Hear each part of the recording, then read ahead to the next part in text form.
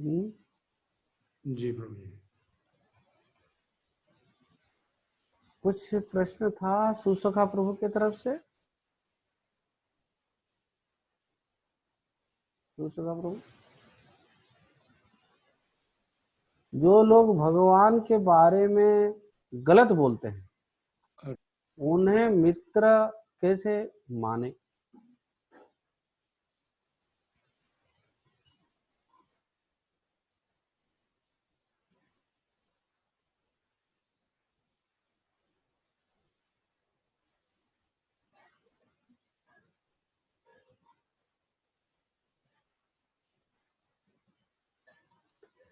आपको ये प्रश्न सबको सुनाई पड़ा? ये अगर हम देखते हैं कुछ लोग भगवान के बारे में गलत बोल रहे हैं, उनके बिल्कुल वो भगवान के, जैसे प्रहलाद महाराज के पिताजी हैं या फिर संडव और अमर्क हैं, वो सब भगवान के बारे में गलत ही बोल रहे हैं, लेकिन मित्र करके कैसे मानेंगे? क्योंकि हम ये देख रहे हैं क्योंकि भगवान के अंश हैं और भगवान के दास हैं, तो मेरा तो शत्रु तो नहीं है वो।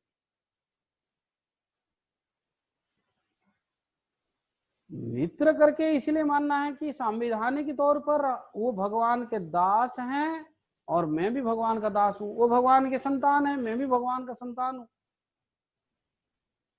तो वो संवैधानिक तौर पर तो वो मित्र ही हुए। लेकिन अभी वो उनका विचार जो है वो शत्रु और मित्र में फंस फंस गया है। वो भगवान को शत्रु करके मानते हैं, वो भगवान को शरणागत नहीं है। लेकिन हम इसीलिए जो तीन चीज बताया था मैं, क्या है ना, एक तो डुअलिटी और एक है वननेस और एक है डिस्टिंक्शन। तो डुअलिटी क्या है ना, भगवान को मानने वाला और भगवान की नहीं मानने वाला, ये डुअलिटी को आप खत्म कर सकते हैं वननेस में। क्या ना, ये चाहे माने या ना माने, ये सारे जो है भगवान के सेवक हैं, भगवान के भक्त हैं। कुछ लोग इसको मानते हैं, कुछ लोग, आपने कृष्ण बुक में पढ़ा, वो जॉर्ज हैरिसन है ना, उसने एक फॉरवर्ड लिखा है कि everyone is searching for Krishna, some except some don't. सब लोग कृष्ण के तलाश कर रहे हैं, कुछ लोग इस चीज को स्वीकार करते हैं, कुछ लोग स्वीकार नहीं करते हैं। तो ये स्वीकार नहीं करता है तो क्या हुआ, वो भी कृष्ण का ही संतान है, कृष्ण का ही पुत्र है। तो और जब वो भगवान के खिलाफ बोल रहा है तो हमें देखना चाहिए कैसे कृष्ण की माया शक्ति कार्य कर रहा है। जैसे ही भगवान, जैसे संडव और अमर्क जब विष्णु को शत्रु करके बता रहे हैं, तो प्रहलाद महाराज क्या बोल रहे हैं कि मैंने तो पहले सुना था ये माया शक्ति कितना प्रबल होती है, अब देख भी लिया आप लोगों के संग में, आप लोगों की बातें सुन करके सब कुछ स्पष्ट हो गया कि कैसे भगवान की माया शक्ति से ये भगवान की माया शक्ति से जो है बिना कारण भगवान को शत्रु करके कोई मान रहा है। तो ये इसमें जैसे हम देखते हैं कोई व्यक्ति भगवान के खिलाफ बोल रहा है, तुरंत माया को याद करना चाहिए, कैसे माया ने इसकी बुद्धि को हर लिया है। हे ये कृष्ण का भक्त, लेकिन माया के अभी बात बोल रहा है। तो ऐसे करके हम उसको अवॉइड कर सकते हैं, हम उस चिंतन को ला सकते हैं कि वो मेरा मित्र, वो मेरा शत्रु नहीं, वो मेरा मित्र है। लेकिन ऐसे मित्र के, खाली ये मित्र वो भगवान के जो वननेस तक हम पहुंच गए, जाने से नहीं होगा, डिस्टिंक्शन भी करना पड़ेगा। हाँ, ये भगवान के अंश है, भगवान का सेवक है, लेकिन भेद भी देखना है कि ये भगवान से कितना जुड़ा हुआ है, भगवान को कितना प्रेम करता है, कितने भगवान के शरणागत है, कितने भगवान की इच्छा से जीवन जी रहा है। और वो अगर नहीं देखेंगे तो सबको अगर गले लगाएंगे तो फिर हम सबके संग अगर हम करने लगेंगे तो हमारा पतन हो सकता है। तो डुअलिटी, वननेस और डिस्टिंक्शन, ये तीन चीज को हमें अच्छी तरह से नजर में रख करके हमारा व्यवहार होना चाहिए। मित्र शत्रु और मित्र हम नहीं देख सकते। जैसे कि रूप गोस्वामी कहते हैं, जो 3 टाइप के लोग हैं, जो भगवान से द्वेष करते हैं, और एक दूसरा जो भगवान के बारे में जिनको ज्ञान नहीं है, और तीसरा जो भगवान के बारे में ज्ञान है और भगवान के भक्त है। तो रूप गोस्वामी कहते हैं, जो भगवान से द्वेष करते हैं, ऐसे लोगों को उपेक्षा करना है, अवॉइड करना है, उनका संग नहीं करना है, ये जानते हुए कि वो माया के प्रभाव में वो कार्य कर रहे हैं, तो उनके संग करने से हमारा पतन हो जाएगा। जो भगवान के बारे में अज्ञान है, जिनको पता नहीं है, उन पर करुणा दिखाना चाहिए, उनको बड़े उनके ऊपर उनके हम शुभ चिंतक बन सकते हैं। उनके बारे में आप कैसे, क्या करने से वो भगवान के तरफ उनका रुख मुड़ेगा, वो कैसे करके वो जाएंगे, उसके बारे में हम सोच सकते हैं, उनके शुभ चिंतक बनेंगे। तो द्वेष करने वालों को भगवान को उपेक्षा, भगवान के खिलाफ बात जो लोग करते हैं, जो आप कह रहे हैं, ऐसे लोगों को हमें उपेक्षा करना है, उनको अवॉइड करना है, उनके तरफ ध्यान नहीं देना है, नजर हटा लेना है, क्योंकि अभी माया के चपेट में है।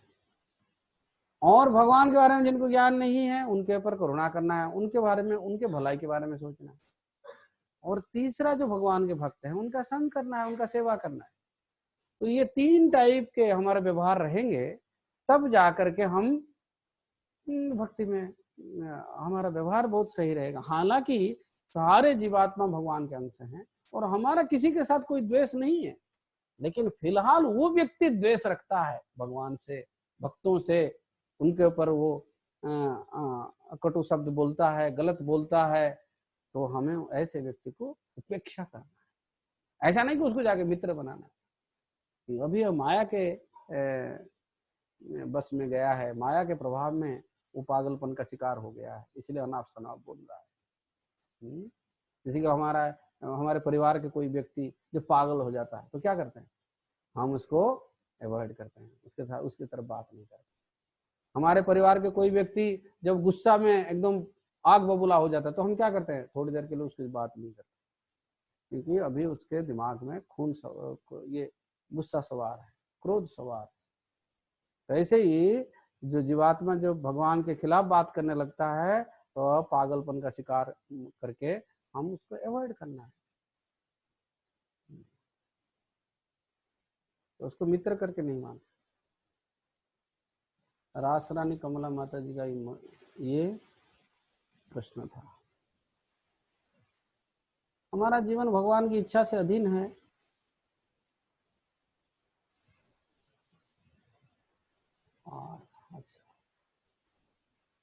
और कौन है मालूम नहीं।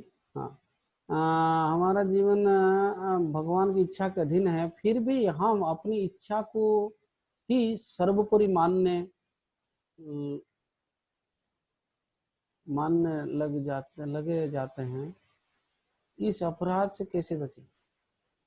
भगवान की इच्छा के अधीन हमारा जीवन है, लेकिन हमारा अपनी इच्छा जो है वो सबसे ज्यादा हमारे पर असर करता है। तो ये अपराध कैसे?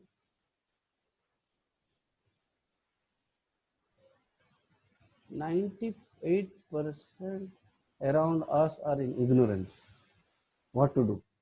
We have to preach. yeah. Huh?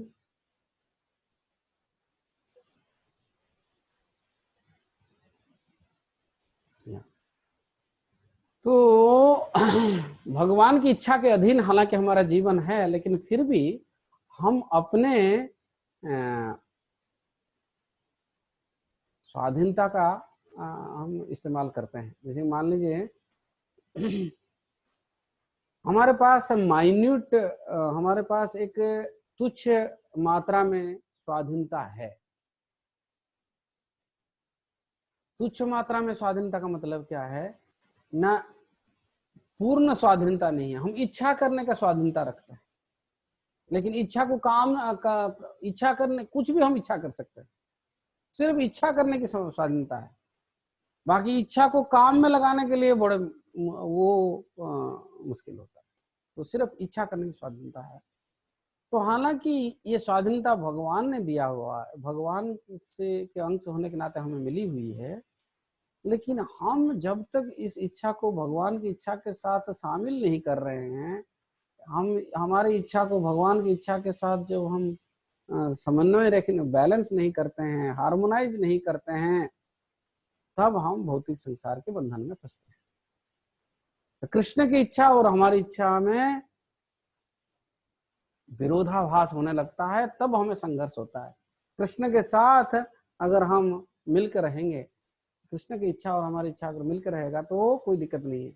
जैसे कि अगर हाथी भी है, वो नदी के प्रवाह में बह जाता है, लेकिन छोटा सा मछली वो नदी के अंदर, नदी के प्रभाव के खिलाफ भी आगे बढ़ता रहता है। ऐसा कैसे ना, जो मछली है वो पानी का शरण लिया है, लेकिन हाथी पानी का शरण नहीं लिया है, इसलिए हाथी जो बह जाता है और मछली जो है वो तैरता रहता है, वो स्रोत के खिलाफ भी आगे बढ़ सकता है। तो ये हमारी इच्छा और भगवान की इच्छा में ये सुपर इम्पोज करना है, तब जा करके हमारा जीवन बहुत सुंदर तरीके से चलेगा। और जब तक वो नहीं है तब तक हमारी इच्छा ही सबसे आगे रहेगा। तो अब कैसे करें इसको, हमारी इच्छा को भगवान की इच्छा से कैसे हम एक दिशा हम दे सकते हैं या मोड़ सकते हैं, हमारी इच्छा को भगवान की इच्छा की तरफ कैसे मोड़ सकते हैं, वो हम गुरु से सीखते हैं।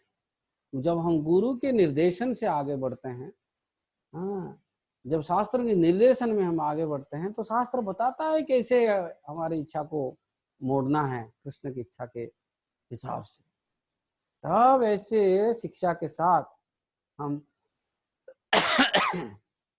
शिक्षा और प्रशिक्षण, ये दोनों जब हम हमारा चलता रहता है, तब हम प्रशिक्षण क्या है ना, जो हमने सुना, जो हम पढ़ा, उसको हम व्यवहारिक रूप से कैसे लगाएं, वो प्रशिक्षण हमारे पास होना चाहिए।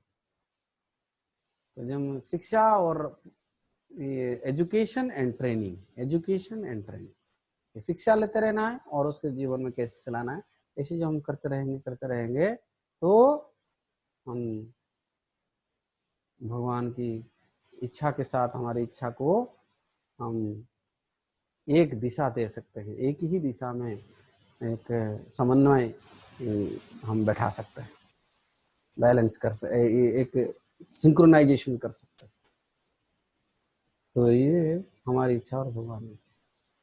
पराक्रम प्रभु का प्रश्न है, 98% हमारे चारों ओर तो कृष्ण के अज्ञान में लोग हैं, तो क्या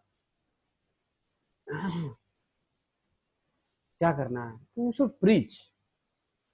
लगभग लोग जो है भगवान के बारे में मालूम नहीं है, अज्ञान में है। बहुत कम लोग शत्रुता करते हैं भगवान के बारे में, क्योंकि शत्रुता करने के लिए भी जानकारी, ज्ञान होना चाहिए, तभी तो व्यक्ति शत्रुता करेगा।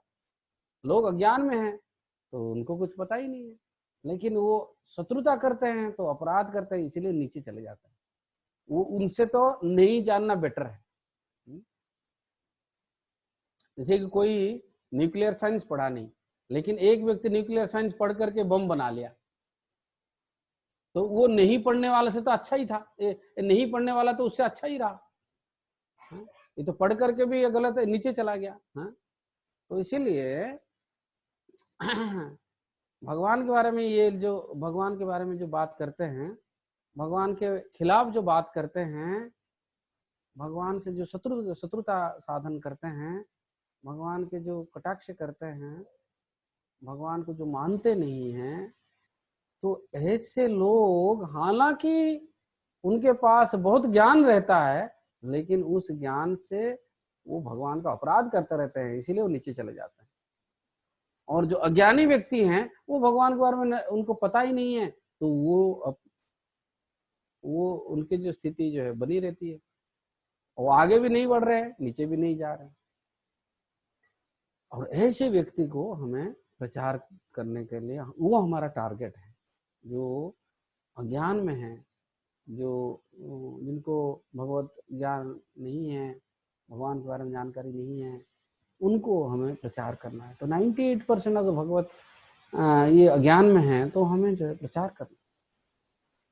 इसीलिए तो पब्लिक कनेक्शन जिन जिनके पास है, हम लोगों से मिल रहे हैं और हम लोगों को प्रेम भी करते हैं, लेकिन उनको भक्ति में नहीं लगा रहे हैं।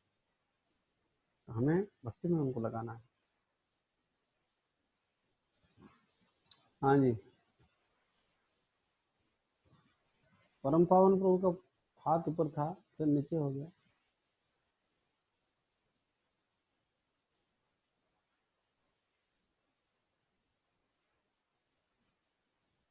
परम पावन प्रभु,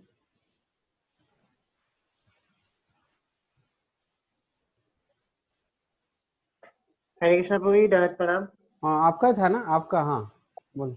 प्रभु काफी जो हाँ वो क्वेश्चन था तो पापा ने आंसर दिया था तो मेरे को ठीक लगा।